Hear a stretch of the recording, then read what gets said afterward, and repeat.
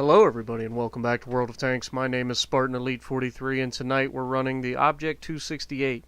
Well, it looks like we're going to be on Erlenberg and we spawn on the right side of the map. And as soon as we get into the match, we'll get this started.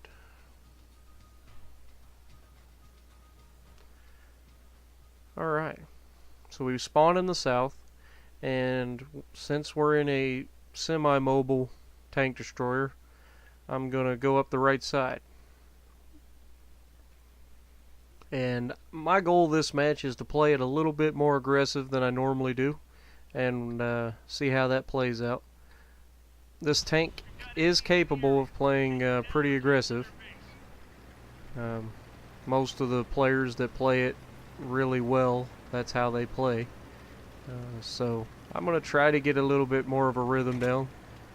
Use its mobility and surprise nature to catch people off guard. But anyway, so we're just going to move up this right side. This thing, like I said, it doesn't have the most view range. It has great camo rating. I think it's the best camo rating of all the tier 10 tank destroyers, actually. But the gun is a really good gun. Generally, it's point and shoot. You'll pin it. There are a few exceptions to the rule. Obviously, the Moz, if it's angled, E3s, you got to pay attention where you shoot at. And I don't use the heat rounds very often because you don't really need to. I've got 10 of them just in case.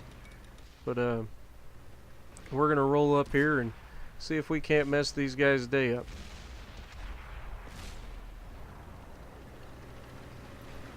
So the first thing I'm noticing, there really isn't a whole lot of enemies over here. Our guys have been spotting them, and there's a few, but there's not a whole lot. So I make a decision. It's a hasty decision, but a decision nonetheless. That I'm going to roll these guys and just create chaos. I've got enough backup that as soon as I do this, they should just roll over. Now, for my first target's this little bulldog. Get him off the board. So I lock on, I hit him, and then ram him for the win. So that's one down. Now I immediately, knowing the Patton's probably going to take a shot at me, get my back around. I get shot from the left, but he bounces off of me, and I put a shot in his backside. Now I've got my armor back towards the enemy, so no real worries there. This 1390, however, feels like he wants to have some fun. So we're going to put one in him as well, and then he stops. And now I'm trying to do the same thing, but he just gets away from it. I just barely missed him. Now I'm tracked. I fix it because I do not want to stay there broadside onto the enemy. I get behind the house, and as you can see, that little run just put all of them guys in a bad position, and us were able to move up. Because one of the biggest problems with Erlenberg is people get in a big stalemate, and you end up just sitting there waiting a lot. So if you can break the stalemate early, you can push through and have some pretty good success. So we've broken through. Now it's our turn to push. And we're going up the right hand side. Their arty's wide open. He's dead.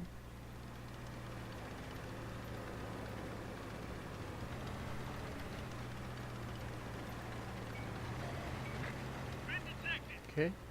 Now we've got the Lorraine. And somebody just happens to get that shot. That shot had to have just cruised right over the top of his tank. And I would have pinned anywhere on that tank if I'd hit it. Because he's got no armor.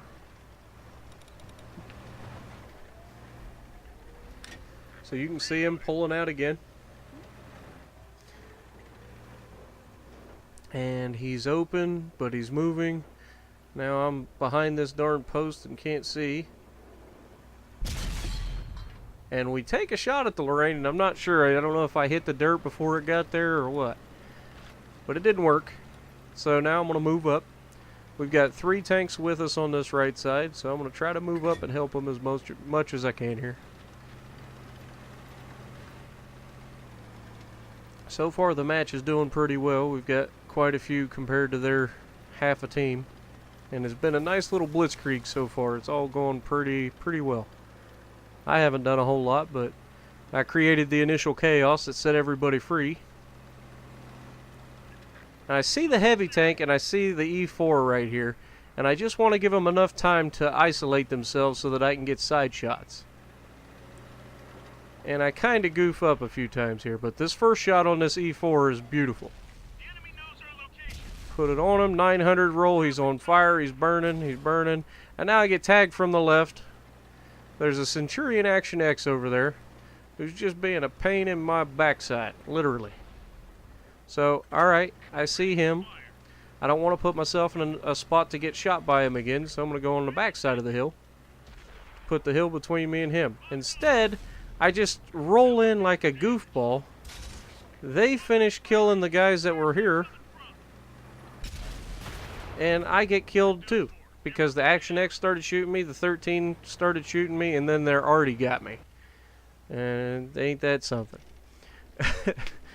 But I played that really poorly, to be honest. So we didn't do a whole lot. We probably did okay on damage. We blocked some rounds, so that'll be a decent match statistically. But overall, this could have been an epic match for us, and we screwed it up pretty early. So we're going to go back to seeing who we want to watch here. And this T-62A is, I believe, who I end up watching. Now, there are 4 of them left. Their Artie's just dead, so 3 of them left. And we've got half our team over here. So I'm pretty confident we're going to win. That being said, these guys aren't going down without a fight. And there goes our light tank suiciding because he was tunnel visioned. Hopefully this T-62 knows what he's doing. So we're going to go over here to the left side. And he's going to use the terrain to the most of its advantage that he can. And there you see him screw up. He's trying to clutch shot. Mediums can do that a lot better than most tanks.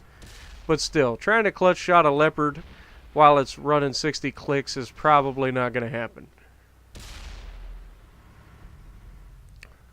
So you see him putting shots into the Leopard. RU finishes the Leopard. That leaves this 113. And he's going to get into a showdown with this 113. But he's not using it very, you know, it's a heavy tank, and he's in a long-range shootout. That's never going to go well for you.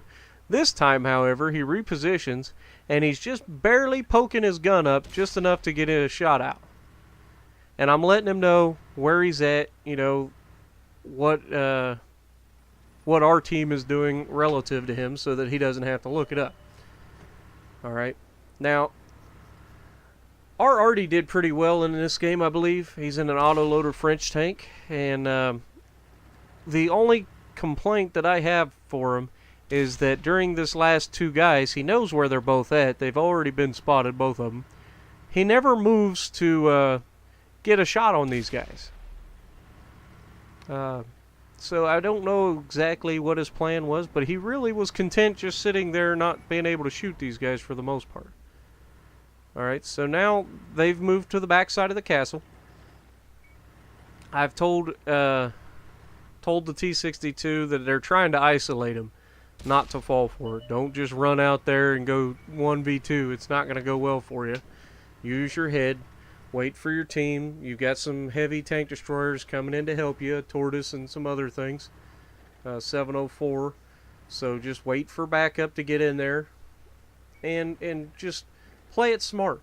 Don't go in one at a time when there's 2 guys left on the team. They will just completely, absolutely wreck you. It's not worth it. You end up, that's how you snatch defeat from the jaws of victory. But I digress. So we're back into this standoff. He's waiting. He's being patient. I've already asked the Artie to move to the right of the map, which would be his south, to try to get shots in behind this wall. But because everybody's starting to close in, the T-62 rushes in, and his first goal should be to kill that Centurion.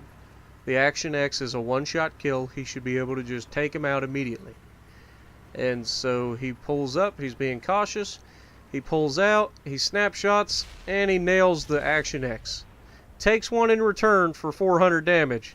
And I also let the T-62 know that he can take 2 more of those, or he can take 1 more shot without dying.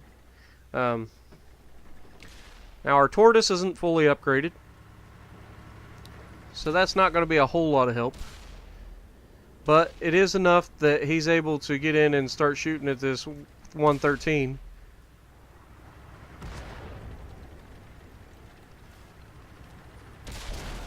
There he takes a shot and bounces off his upper plate and already lands a shot, and then all of a sudden 704 puts a shot in him, and there's the end of the match.